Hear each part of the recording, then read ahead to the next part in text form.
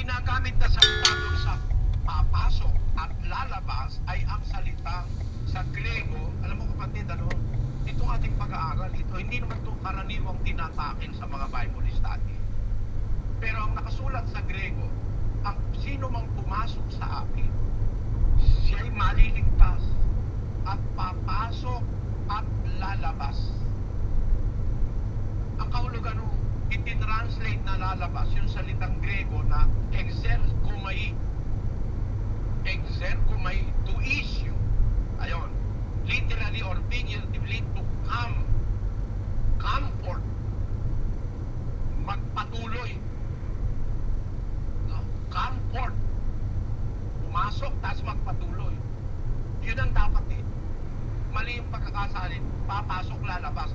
Although merong kahulugang come out, get out, pero unang-unang salita na ginagamit, ang preferred meaning is to come, tapos forth, no? Tapos, go. Meron ding get out, may escape. Merong go away, o merong go forth. Magpatuloy, no? Proceed. Yan ang mga kahulugan ng exergomai sa Biblia. Kaya dapat ang pagkakasalin dyan, ako ang pintuan, sino ang pumasok sa akin, siya'y maliligtas. Papasok at magpapatuloy. Wala namang papasok ka. Alam mo na ang pinasok mo'y kaligtasan, nilalabas ka pa. Kaya lang ang paliwanag ni Manalo rito, talagang makabasag bungo. Dahil papasok daw, ang ibig daw sabihin ng papasok, papasok kay Kristo, tapos lalabas, ang lalabas daw sa bibingan. Ito ang sabi ni Eduardo Manalo, na tagapamahala ngayon ng Iglesia ni Manalo. Pasugo 1975, page 30 to 31. Pakinggan nyo. Ano ba ang ibig sabihin ng papasok at lalabas at makakasumpong ng pastulan? Saan papasok? Dapat mapuna sa Juan 19 na may dalawang pagpasok. Ang unang pagpasok ay sa iglesia.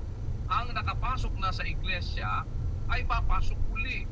Sa Isaias 38:10 ay ganito ang ating mababasa. Aking sinabi, sa katanghalian ng aking mga kaarawan ay papasok ako sa mga pintuan ng Siol. Ako'y nabawahan sa nalalabi ng aking mga taon. Saan daw papasok ayon sa Biblia? Sa Siol. Ano ba ang Siol? Sa Bibliang Ingles ay ganito ang sinasaad. I said in the cutting off of my days, I shall go the gates of the grave. Ang Siol ay ang libingan.